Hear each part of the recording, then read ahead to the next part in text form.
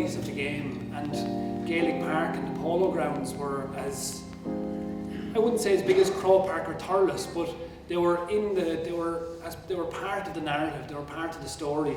And I went over there myself and played for 2 or 3 years. Undoubtedly it was the invitation of a few bob. I knew there was money to be made. You could play hurling and get paid for it in New York, whereas I just kind of tended to get a lot of abuse in Wexford when I played. So it was nice to go and to get that, definitely. But when I was thinking about it before this, something really big opened up in me when the first time I went training over in New York. And it came up again and again in the documentary as well, the idea that place can shape how a game is played or how you interact with a game. And for me, the first training session we went to, I had been paid to come, somebody had paid for flights. I was getting maybe €300 a game or $300 a game.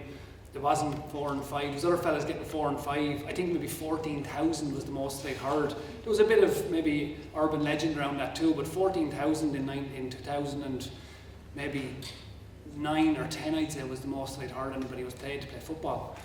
But that first training session that I went to, I remember stepping out of a pickup truck and going towards the pitch and realising I was now obligated to be there. And I'd never been obligated to play GA before. I'd never been obligated to play a game or to go training or to go to an event or go up to the club. There was never any obligation. There was responsibility always, but there was never obligation. And it was a really interesting dynamic to kind of feel that's what.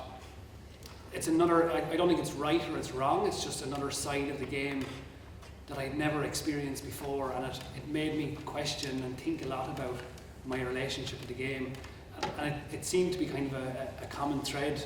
And I was wondering about what it finished on a kind of a note there about 1996, and I felt there was an untold story there, so I was wondering about where. Just before you go any further, there is an actual Wexford connection to the 1947 All-Ireland, in the sense that the referee was Martin O'Neill from Ferns in Wexford, and I'm sure that's Kerry people here tonight. We like to have excuses when we lose. He just allowed 2 goals for Kerry in that final. So back Garvey being one of them, the fellow from the Gaelta club, back my own way. I think we saw the threat coming. We had the 4 in a row. Wexford had the 4 in a row in the football, and we could see Kerry were going the same way. Maybe. But yeah, they still talk about that, and they Kerry as well. The 2 goals they were disallowed, and Eddie Dowling banged his head, and Kerry travelled by boat as opposed to by plane. So the Cavan people have heard all the excuses from Kerry at this stage, I'm sure, and they won the All-Ireland, and I suppose to the victor, the spoils.